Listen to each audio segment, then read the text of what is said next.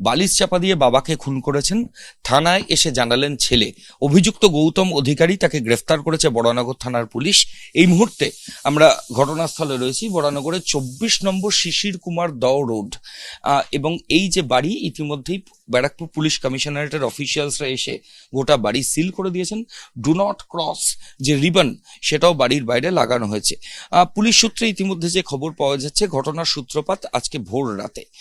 গৌতম অধিকারী 54 বছর বয়স, তিনি বরানগর থানায় আজকে ভোর 6টা নাগাদ যান এবং গিয়ে তিনি জানান যে তিনি 24 নম্বর শিশির কুমার দরোডে থাকেন। তিনি আজকে ভোর রাতে তার বাবাকে বালিশ চাপা দিয়ে নৃশংসভাবে খুন করেছেন। গোটা ঘটনার পর পুলিশ আধিকারিকরা এই গৌতমকে সঙ্গে নিয়ে এই 24 নম্বর যে বাড়ি, সেখানে তারা আসেন।